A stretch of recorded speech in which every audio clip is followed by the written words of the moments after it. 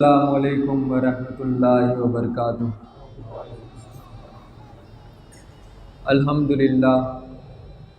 الحمدللہ وکفیٰ وسلام علی عبادہ الذین اصطفیٰ، اما بعد۔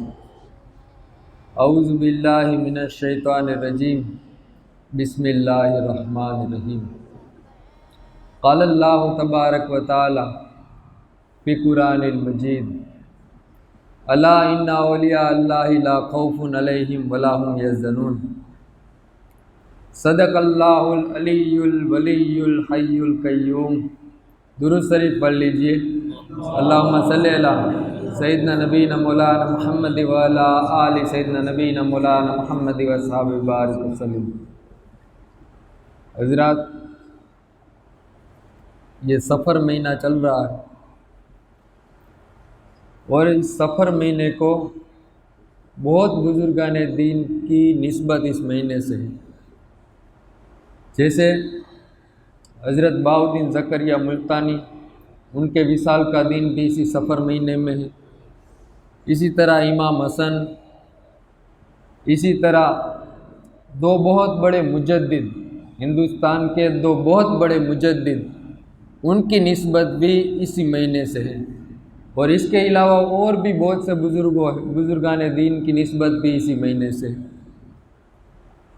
یہ جو دو بہت بڑے مجدد جن کی نسبت اس مہینے سے ہے، ان کے وصال کا دن اسی مہینے میں آتا ہے، تو اس سے میری مراد مجدد اعظم امام ربانی مجدد الفسانی اور دوسرے مجدد اعلیٰ حضرت عظیم البرکت مجدد دین و ملت شاہ امام احمد رضا خاں فاضل بریلوی علیہ رحمہ ہے۔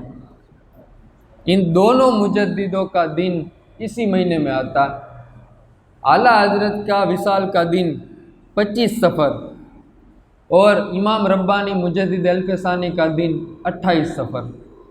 ان دونوں مجددوں کا دن اسی مہینے میں ہے، اس لیے آج انشاءاللہ تعالی ہم اعلیٰ حضرت کے بارے میں کچھ نہ کچھ ان کے فضائل، ان کے تجدیدی کارنامے اور کچھ نہ کچھ ان کے بارے میں آپ اور ہم سماعت کریں گے، اور انشاءاللہ تعالی اگر ممکن ہوا تو اگلے جمعے یا تو ہمارے حضرت بیان کر دیں گے یا پھر میں بیان کر دوں گا، جس طرح کا موقع ہوگا اس کے حساب سے کر لیں گے۔ تو اگلے جمعے انشاءاللہ تعالی امام ربانی مجدد الفسانی کا بیان ہو جائے گا، تاکہ کیا ہے کہ دونوں مجددوں کا تذکرہ ہو جائے۔ اور قریب میں اعلیٰ حضرت کا دن ہے، کیونکہ آج 23 صفر تو ہو گئی، کل اور پرسوں 25 صفر ہے، اور 25 صفر کو اعلیٰ حضرت کا دن ہے۔ اس لیے آپ تمامی حضرات سے گزارش ہے کہ 25 صفر کو اعلیٰ حضرت کے ایصال ثواب کے لیے اپنے گھروں میں فاتحہ بھی دلوائے۔ تو اعلیٰ حضرت کو اللہ تبارک و تعالیٰ نے بڑی اونچی شان سے نوازا، بڑی اونچی شان سے، اور بعض علماء کرام نے تو یہاں تک بتایا اعلیٰ حضرت کی کتابوں کو پڑھ کر کے کہ یہ تو اس دور میں اعلیٰ حضرت ہوئے، یعنی آج سے 100 سال پہلے تقریباً، لیکن اعلیٰ حضرت کو اللہ تبارک و تعالیٰ نے اتنے علم سے نوازا تھا، اور علم میں آپ کی پختگی اور آپ کی گہرائی اتنی تھی کہ اگر اعلیٰ حضرت امام اعظم ابو حنیفہ کے دور میں ہوتے تو امام اعظم ابو حنیفہ اعلیٰ حضرت کو اپنے سینے سے لگا لیتے اور اپنے شاگردوں میں ان کو شامل کر لیتے۔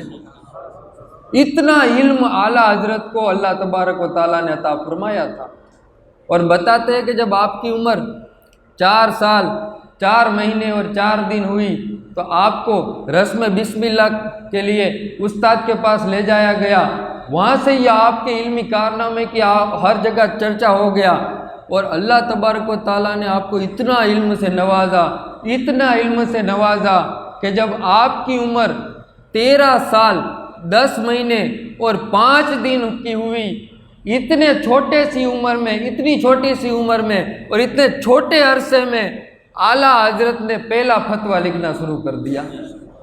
اب آپ سوچیں 13 سال 10 مہینے یعنی تقریباً 14 سال کی عمر، 14 سال کی عمر میں آپ مفتی بن گئے۔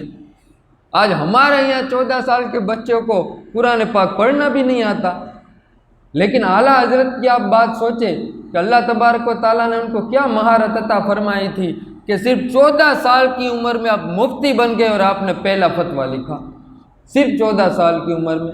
اور بتاتے ہیں کہ 21 علوم پر، ایک تو ہے جیسے علم تفسیر ہے، علم حدیث ہے، علم منطق ہے، صرف نحو، بلاغت، فصاحت، یہ جو بہت سارے علم ہے، ان میں 21 علموں پر مہارت صرف 14 سال کی عمر میں آپ کو حاصل ہو گئی تھی. اور آپ نے یہ 21 علوم آپ کے والد محترم حضرت مولانا نقی علی خان رحمۃ اللہ تعالیٰ علیہ، ان سے یہ 21 علوم آپ نے پڑھے تھے. صرف 14 سال کی عمر میں آپ مفتی بن گئے. اب آپ سوچیں کہ جن کے بچپن کا عالم یہ ہوگا، پھر ان کی جوانی کا، ان کے ادھیڑ عمر کے علم کا عالم پھر کیا ہوگا. صرف 14 سال میں آپ نے فتویٰ لکھ دیا. اور بتاتے ہیں کہ آپ کے علمی کارنامے، کہ آپ نے پوری زندگی میں 1000 سے بھی زیادہ بڑی بڑی کتابیں لکھی، 1000 سے زیادہ. اور بعض لوگ تو یہ بتاتے ہیں کہ اعلیٰ حضرت دونوں ہاتھوں سے لکھا کرتے تھے، لیکن یہ بات غلط ہے. اعلیٰ حضرت دونوں ہاتھوں سے نہیں لکھتے تھے، بلکہ آپ کا معمول تھا کہ آپ ہر کام سنت کے مطابق کرتے. آپ کسی چیز کو اٹھاتے یا کوئی بھی آپ کو کام کرنا ہوتا تو حضور کی سنت یہ ہے کہ دائیں ہاتھ سے کرنا چاہیے. تو اعلیٰ حضرت تو گویا کہ حضور صلی اللہ تعالیٰ علیہ وسلم کی سنتوں کے پیکر تھے. آپ اپنا ہر کام حضور کی سنت کے مطابق کرتے. گویا کہ آپ نے جو کتابیں لکھی وہ دائیں ہاتھ سے لکھی، بائیں ہاتھ سے کبھی نہیں لکھا. بعض لوگ کیا اس طرح کی باتیں کرتے ہیں کہ اعلیٰ حضرت دونوں ہاتھوں سے لکھتے تھے.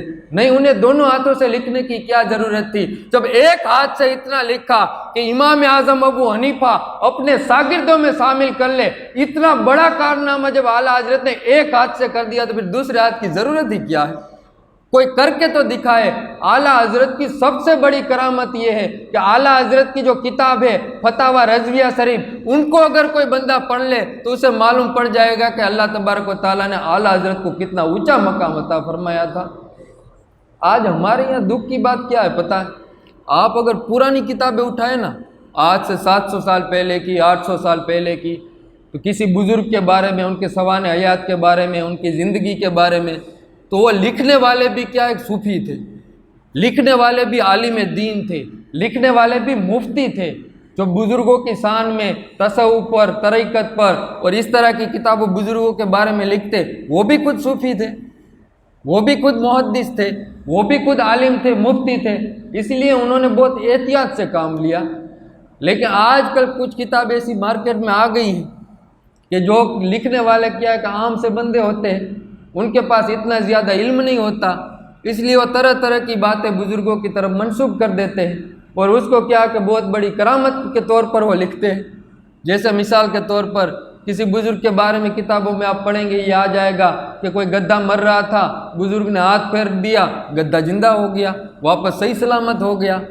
بھائی یہ بزرگ کی اتنی بڑی کرامت نہیں ہے. یہ کام تو ڈاکٹر بھی کر سکتا ہے کہ کوئی انجیکشن لگائی دے یا کوئی دوا دے دے تو گدھا واپس صحیح سلامت ہو جائے گا. یہ بزرگوں کی بڑی کرامت نہیں ہے، بلکہ بزرگوں کی بڑی کرامت یہ ہے کہ آپ نے دین کے لیے، اسلام کے لیے، شریعت کے لیے جو آپ کی قربانیاں ہیں، جو آپ کی استقامت ہے، بزرگوں کی سب سے بڑی کرامت یہی ہے. ایک گدھے کو زندہ کرنا، گدھے کو صحیح سلامت کرنا، یہ اتنی بڑی کرامت نہیں ہے، بلکہ لاکھوں لوگوں کے دلوں کو زندہ کر دینا یہ بزرگوں کی سب سے بڑی کرامت ہے. آپ غریب نواز کے بارے میں دیکھیں کہ غریب نواز جب ہندوستان میں آئے کون کلمہ پڑھنے والا تھا، لیکن غریب نواز کی وجہ سے لاکھوں لوگوں نے کلمہ پڑھا اور کلمہ پڑھ کر کے سچے پکے مسلمان بن گئے. یہ غریب نواز کی سب سے بڑی کرامت ہے. آج آپ اور ہم تو پتہ نہیں کس کو سب سے بڑی کرامت مان رہے. تو اعلیٰ حضرت کی سب سے بڑی کرامتیں ان کی کتابیں ہیں، ان کے تجدیدی کارنامے ہیں. آپ نے لوگوں کے ایمان کو بچایا ہے، سنیوں کے ایمان کو بچایا ہے. اس سے بڑی کرامت اعلیٰ حضرت کی اور کیا ہو سکتی ہے؟ آج تک اعلیٰ حضرت کی کتابیں پڑھ کر کے ہم سنی اپنے ایمان کو سلامت رکھ رہے ہیں. یہ اعلیٰ حضرت کی کرامت نہیں ہے تو اور کیا ہے؟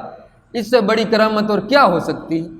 اور اعلیٰ حضرت کو بتاتے ہیں کہ 50 سے زیادہ علوم میں مہارت تھی. ایک تو ہوتا ہے کہ علم ہونا اور ایک ہوتا ہے مہارت ہونا. ان دونوں میں فرق ہے. اگر بندہ کوئی کسی علم کے بارے میں، جیسے طریقت کے بارے میں کوئی ایک آدھ کتاب پڑھ لی تو اسے تھوڑا بہت علم آ جاتا ہے، تو ایک تو ہوتا ہے علم ہونا اور ایک ہوتا ہے کہ مہارت ہونا، اس کے ایک ایک بڑے بڑے مسئلے، چھوٹے چھوٹے مسئلے، تمام ایک ایک گہرائی والے چھوٹی چھوٹی باتوں پر بھی جس کو عبور ہو اس کو کہتے ہیں مہارت۔ تو اعلیٰ حضرت کو 50 سے زیادہ علم میں آپ کو مہارت تھی، یہ اعلیٰ حضرت کی شان ہے۔ اور بتاتے ہیں کہ ایک مرتبہ اعلیٰ حضرت حج کرنے کے لیے مکہ شریف میں گئے۔ جب مکہ شریف میں گئے تو آپ کو پھر وہاں کا جو گورنر تھا اس کی طرف سے آپ کو 5 سوال پیش کیے گئے، اور 5 سوال جب پیش کیے گئے تو وہ پیر کا دن تھا، سوموار کا دن تھا، تو انہوں نے کہا کہ اس کے جواب آپ لکھ کر کے ہمیں بدھ کے دن تک یا جمعرات تک، یعنی 2-3 دن کا ٹائم دیا کہ 2-3 دن تک میں آپ اس کے جواب مجھے لکھ دیں۔ انہوں نے کہا ٹھیک ہے۔ اب اعلیٰ حضرت کو بخار بھی تھا، آپ کی طبیعت بھی صحیح نہیں تھی، اور لوگ کیا ہے کہ وہاں نام سن کر کے اعلیٰ حضرت کے لوگ ملنے کے لیے بھی آتے، گھنٹوں بیٹھے رہتے۔ اب اعلیٰ حضرت جیسے بھی قلم ہاتھ میں لیتے اس کا جواب لکھنے کی کوشش کرتے، کوئی نہ کوئی آ جاتا، باتیں چیتیں ہوتی، علماء آ جاتے، محدثین آ جاتے، آپ آ کر کے باتیں چیتیں کرتے، یہاں تک کہ آخری دن آ گیا، جیسے بدھ کا دن آ گیا اور جمعرات کو یہ کتاب دینی تھی، یہ اس کا جواب لکھ کر کے دینا تھا، تو بدھ کا دن آ گیا۔ بدھ کے دن میں بھی آپ نے صبح سے ہی اپنے خادموں کو کہہ دیا کہ آج کسی کو بھی پھر ملاقات کے لیے اجازت نہیں ہے، مجھے علمی کام کرنا ہے، سنیوں کا دفاع کرنا ہے، سنیوں کے جو عقیدے ہیں وہ عقیدوں کے بارے میں مجھے لکھ کر کے یہاں کے گورنر کو دینا ہے، اس لیے آج کسی سے ملاقات کی اجازت نہیں۔ لیکن کیا ہوا اتنے میں اس وقت کے بہت بڑے محدث اور بہت بڑے فقیہ وہ خود تشریف لائے۔ اب خادموں کی بھی ہمت نہیں ہوئی کہ ان کو روکے، وہ آگے اعلیٰ حضرت کی بارگاہ میں، اور آگے پھر اعلیٰ حضرت بھی ان کو تھوڑا کہہ سکتے تھے کہ آپ چلے جاؤ، اب آئے ہیں تو مہمان ہیں۔ اب باتوں چیتوں میں پھر وقت گزر گیا، بتاتے کہ یہاں تک کہ شام کا وقت ہو گیا۔ پھر اعلیٰ حضرت نے شام کے وقت لوگوں سے دور ہو کر کے تنہائی میں گوشہ نشینی اختیار کر کے آپ نے وہ لکھنا شروع کیا۔ جب لکھنا شروع کیا، یہاں سے آپ گئے تھے کوئی کتابیں ساتھ لے کر نہیں گئے تھے، بلکہ حج کے ارادے سے گئے تھے۔ آپ نے 8 گھنٹے میں وہ پوری کتاب لکھ دی، جس کتاب کا نام الدولۃ المکیہ ہے، صرف 8 گھنٹے میں لکھ دی۔ آج اگر کوئی بندہ حضور کے علم غیب کے بارے میں اگر کوئی تحقیق کرنا چاہے، اعلیٰ حضرت کی وہ کتاب اگر پڑھ لے، وہ بندے کو تمام اعتراضات دور ہو جائیں گے اور حضور صلی اللہ تعالیٰ علیہ وسلم کے علم غیب کو وہ بندہ مان جائے گا۔ اب ہوتا تو یہ ہے کہ کتابیں لکھنے کے وقت اور بھی کتابیں آپ کو ہمارے سامنے ہوگی، اس میں سے پڑھیں گے، اس میں سے پڑھیں گے، جب جا کر آپ اور ہم کچھ لکھ سکتے ہیں۔ لیکن اعلیٰ حضرت نے بغیر کسی کتاب کو دیکھے آپ نے وہ فتویٰ لکھ دیا، وہ کتاب لکھ دی، اور وہ صرف کتاب ہی نہیں لکھی بلکہ کتاب میں جو حدیثیں لکھی اس کے بھی حوالے لکھے کہ بخاری شریف میں یہاں ہے، مسلم شریف میں یہ حدیث یہاں ہے، یوں حوالے بھی لکھے۔ یوں کر کے آپ نے پوری کتاب لکھ لی جس کا نام الدولۃ المکیہ ہے۔ آج مارکیٹ میں مل جاتی ہے، آپ پر اس کو پڑھے تو صحیح، جب پتہ چلے گا کہ اعلیٰ حضرت کے قلم میں اللہ تبارک و تعالیٰ نے کیا برکتیں رکھی تھی۔ ہاں، اعلیٰ حضرت کو اللہ تبارک و تعالیٰ نے اتنی اونچی شان سے اور اتنے علم سے نوازا تھا۔ بتاتے ہیں کہ جو آپ کا جو ترجمہ ہے کنز الایمان، وہ کس طرح سے لکھا گیا۔ اب بندے کو یہ ساری باتیں سن کر کے تعجب ہوتا ہے کہ اللہ تبارک و تعالیٰ نے اعلیٰ حضرت کو کتنی اونچی شان سے نوازا ہے۔ آج کیا ہوتا ہے کہ کوئی بھی بندہ اگر ترجمہ لکھے نا، کرتے کیا ہے، کرتے یہ کہ جو پرانے تراجم ہے، جیسے پرانے بزرگوں نے جو ترجمے کیے ہیں اس کو سامنے رکھا جاتا ہے، اور وہ بزرگ جو ترجمہ لکھنے کے لیے بیٹھتے ہیں وہ اپنے شاگردوں کو بھی 5-7 کو 8-10 کو اس کو بھی ساتھ میں بٹھا لیتے ہیں، اور ہر کوئی بندہ ایک ایک ترجمہ دیکھتا ہے پرانے بزرگوں کا کہ اس لفظ کا ترجمہ انہوں نے کیا کیا ہے، اور پھر ڈکشنری بھی سامنے رکھی جاتی ہے، لغت کی کتابیں بھی سامنے رکھی جاتی ہے کہ لغت کے اعتبار سے اس کا کیا ترجمہ ہے۔ تو گویا کہ اس طرح سے محنتیں کی جاتی ہیں۔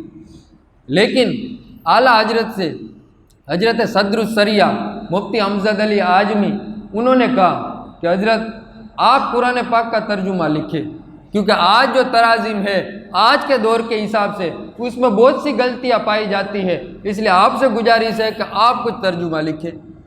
تو اعلیٰ حضرت نے کہا کہ میرے پاس آپ دیکھ رہے ہو وقت ہے ہی نہیں، صرف ہندوستان سے نہیں، صرف بنگلہ دیش سے نہیں، صرف پاکستان سے نہیں، بلکہ عرب سے، افغانستان سے، انڈونیشیا سے، ترکی سے، یہاں اتنے دور علاقے سے فتوے اعلیٰ حضرت کے پاس آتے اور اعلیٰ حضرت وہ فتوے کا جواب لکھ کر کے وہاں بھیجتے تھے. اتنی مصروفیات آپ کی تھی. تو اعلیٰ حضرت نے کہا دیکھو میرے پاس تو وقت ہے نہیں، میں یہ کب لکھوں گا اور یہ کب یہ کام ہوگا. تو پھر انہوں نے تھوڑا اصرار کیا کہ نہیں آپ کسی طرح سے کوئی وقت نکالے اور یہ ضروری کام ہے، اسی لیے اس طرف آپ تھوڑی توجہ دیں. تو اعلیٰ حضرت نے کہا کہ کام کرنا. میں کیا کہ دوپہر کے وقت کیلولہ کرتا ہوں، تھوڑی دیر کے لیے آرام کرتا ہوں، اور یہ حضور کی سنت بھی ہے. اور رات کے وقت بھی جب میں سوتا ہوں تو جب میں آرام کے لیے اپنے بستر پر جاؤں تب کیا ہے کہ 10-15 منٹ 20 منٹ جتنا وقت میسر ہو تم آ جایا کرو. انہوں نے کہا ٹھیک. اب وہ حضرت صدر السریہ وہ اعلیٰ حضرت کے پاس آتے، دوپہر کے وقت آتے، 15-20 منٹ آدھا گھنٹہ جتنا وقت میسر ہوتا وہ آیت پڑھتے. اعلیٰ حضرت کسی پرانے تراجم کو دیکھے بغیر، کسی لغت کی کتاب ڈکشنری کو بھی دیکھے بغیر اعلیٰ حضرت اس کا ترجمہ کر دیتے اور وہ مفتی امجد علی اعظمی وہ لکھ لیا کرتے. یوں کرتے کرتے اعلیٰ حضرت نے کوئی بھی ایک بھی کتاب نہیں دیکھی بلکہ اپنے علم سے پورے قرآن کا ترجمہ کر دیا. یہ بڑی باتیں ہوتی ہیں. کوئی بندہ ایک آیت کا بھی ترجمہ کر کے دیکھے تب پتہ چلے گا یہ کام بہت مشکل ہے، بہت مشکل کام ہے. جو بندہ علم کے کام میں لگے گا اس کو پتہ پڑے گا کہ یہ کتنا اونچا کام اعلیٰ حضرت نے کیا ہے. اور بتاتے ہیں کہ آپ کا تجدیدی کارنامہ. آج لوگ یہ کہتے ہیں نا کہ اعلیٰ حضرت نے ایمان کو بچایا، 100% صحیح کہتے ہیں. اگر اعلیٰ حضرت نہ ہوتے نا تو پھر ہماری حالت کیا ہوتی وہ تبھی پتہ چلتا. لیکن اعلیٰ حضرت کا ہی ہم پر احسان ہے، پوری امت مسلمہ پر اعلیٰ حضرت کا احسان ہے کہ انہوں نے اس کے رسول کو اس دل میں رہنے دیا. ورنہ تو اس طرح کی سازشیں ہوئی تھی کہ کسی بھی طریقے سے حضور صلی اللہ تعالیٰ علیہ وسلم کے عشق کو، اولیاء اللہ کے عشق کو دلوں سے نکالا جائے. اور وہ سازش کیا تھی اس کے بارے میں تھوڑی آپ ہسٹوریکل بات آپ سمجھ لیں، تھوڑی تاریخی بات سمجھ لیں، پھر آپ کو پتہ چلے گا کہ اعلیٰ حضرت نے کتنا اونچا کام کیا ہے. تھوڑی آپ کو تاریخ سامنے ہونی چاہیے کہ ہوا کیا تھا اور اعلیٰ حضرت نے کس طرح سے لوگوں کے ایمان کو بچایا ہے. ہوا ایسا تھا کہ مولا علی رضی اللہ تعالیٰ عنہ کے دور میں امیر معاویہ رضی اللہ تعالیٰ عنہ نے اپنی خلافت کا، اپنی بادشاہت کا اعلان کر دیا. وہاں سے پھر 2 ٹکڑے پڑے. پھر اس کی تفصیل انشاءاللہ تعالیٰ جب بھی موقع ملے گا پوری تفصیل بتاؤں گا. ابھی شارٹ میں آپ کو بتا رہا ہوں کہ پھر وہاں 2 ٹکڑے پڑے. پھر آگے جا کر کے وہ 4 ٹکڑے پڑے. ایک تو سنی تھے، دوسرے شیعہ تھے، اسی طرح خارجی تھے، اسی طرح یوں آگے یہ 3-4 ٹکڑے پڑ گئے. پھر اس میں سے 2 ٹکڑے بڑے ہوئے. ایک تو شیعہ جو بالکل کم تعداد میں تھے، بالکل کم تعداد میں، اور باقی بہت بڑا حصہ امت مسلمہ کا وہ اپنے آپ کو سنی کہتے تھے. اب سیاہ میں بھی آگے پھر کے بنے. جب یہ تفصیل بیان کروں گا سیاحوں کی ہسٹری تب پورا بیان کروں گا. تو پھر سنیوں میں کیا ہوا کہ سنیوں میں تمام سنی ایک ہی عقیدے پر تھے. مذہب میں ان کے فرق تھا، کوئی حنفی تھا، کوئی شافعی تھا، کوئی مالکی تھا، کوئی حنبلی تھا. مسائل کے اعتبار سے تو ان میں 4 مذہب تھے، لیکن عقیدے کے اعتبار سے وہ تمام کے تمام امت مسلمہ جو سنی صحیح العقیدہ تھے وہ چاروں کے چاروں ایک ہی عقیدے پر تھے. مذاہب میں فرق تھے، مسائل میں، لیکن عقیدے میں کوئی فرق نہیں تھا. یہ چاروں کے چاروں ایک ہی عقیدے پر تھے، چاہے وہ حنفی ہو، چاہے مالکی ہو، چاہے شافعی ہو، چاہے حنبلی ہو. پھر آگے ایسا ہوا کہ آج سے تقریباً 700 سال پہلے علامہ ابن تیمیہ اور اسی طرح علامہ ابن القیم، یہ ان کے شاگرد تھے علامہ ابن تیمیہ کے، اسی طرح علامہ ابن کثیر. تو یہ چند عالم دین ایسے ہوئے کہ جنہوں نے پھر کیا ہے کہ امت مسلمہ کے جمہور علماء کے ساتھ اختلاف کرنا شروع کیا. لیکن پھر بھی اس کے بعد بھی کوئی امت میں فرقے نہیں بنے تھے.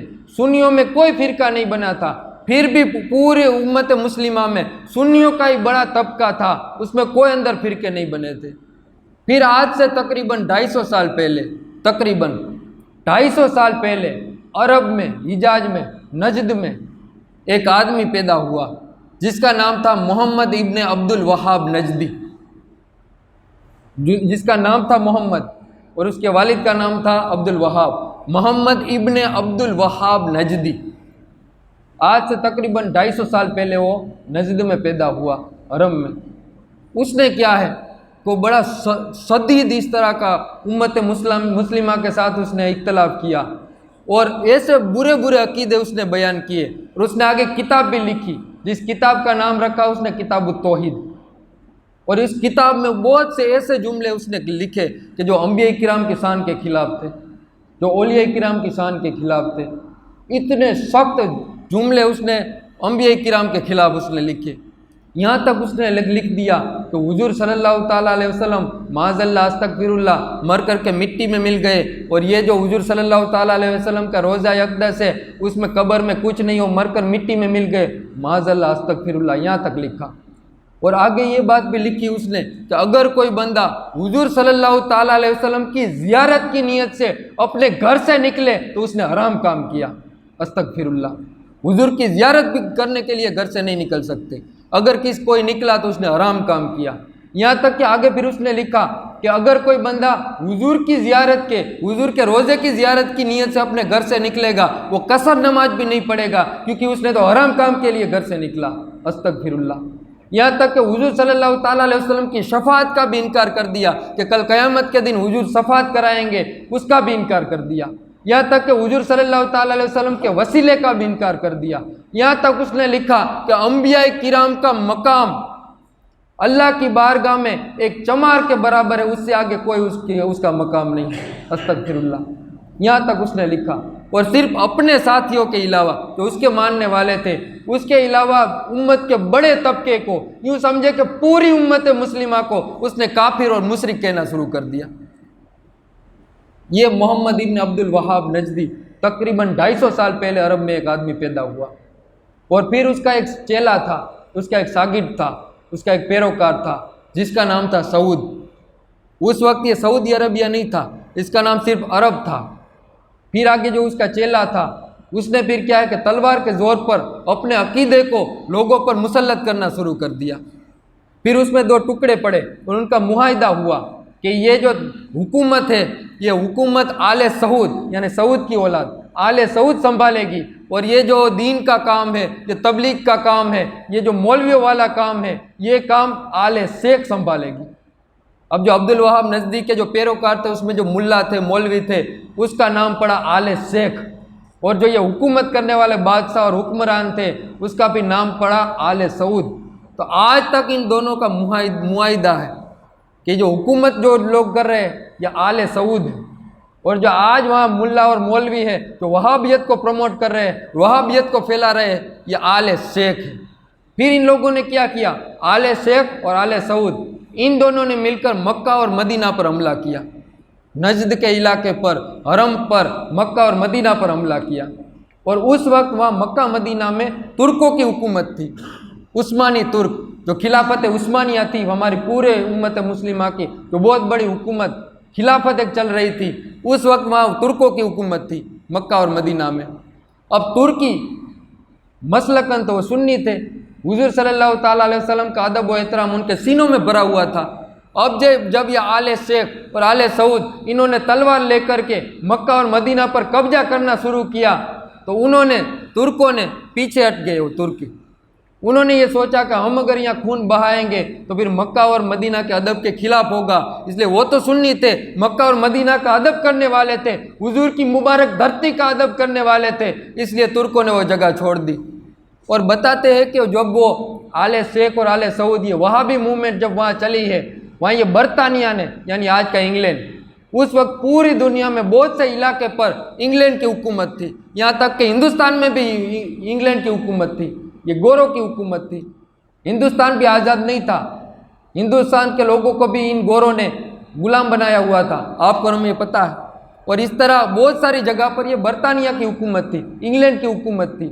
تو انگلینڈ نے یہ دیکھا کہ اگر اس خلافت عثمانیہ کو ختم کرنا ہے تو مکہ اور مدینہ پورے امت مسلمہ جو پوری دنیا میں مسلمان پھیلے ہوئے ہیں ان کا مرکز یہ مکہ اور مدینہ ہے، اگر یہاں سے خلافت عثمانیہ ختم ہوگی تو پھر دوسری جگہ سے بھی اس کو ختم کرنا بالکل آسان ہو جائے گا۔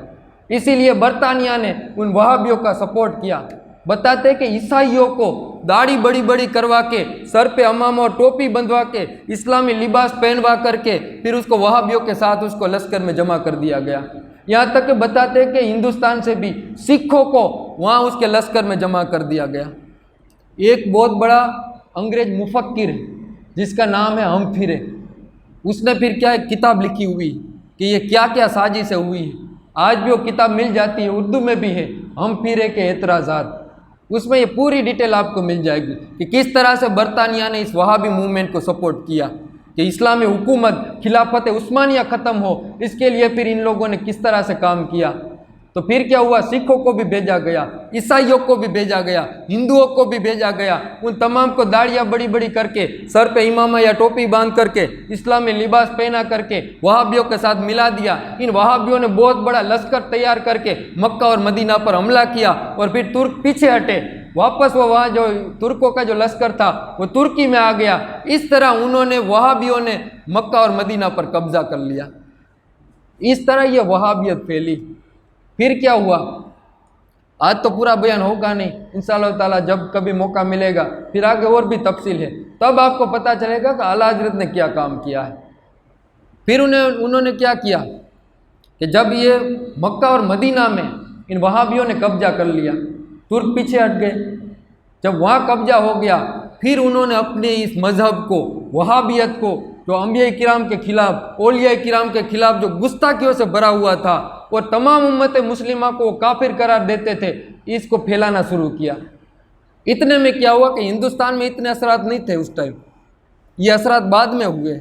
ये असरात कब हुए, तो एक आदमी था, एक मौलवी, जिसका नाम था मौलवी इस्माइल दहलवी। ये शाह वलीउल्लाह मुहद्दिस दहलवी तो बहुत बड़े मुजद्दिद गुजरे हैं, शाह वलीउल्लाह मुहद्दिस दहलवी, और बहुत बड़ी हस्ती गुजरी है, आला हजरत से भी बड़ी हस्ती माना जाता है शाह वलीउल्लाह मुहद्दिस दहलवी को। इसके ये नवासे थे, कौन, मौलवी इस्माइल दहलवी। ये क्या है कि हज करने के लिए गए वहाँ। जब हज करने के लिए गए तो वहाँ के जो उस टाइम के जो वहाबी मौलवी थे उनके साथ वो रहे और उनसे फिर इस तरह की बातें सुनी तो उनसे फिर वो मुतासिर हो गए, वहाबियत को उसने कबूल कर लिया।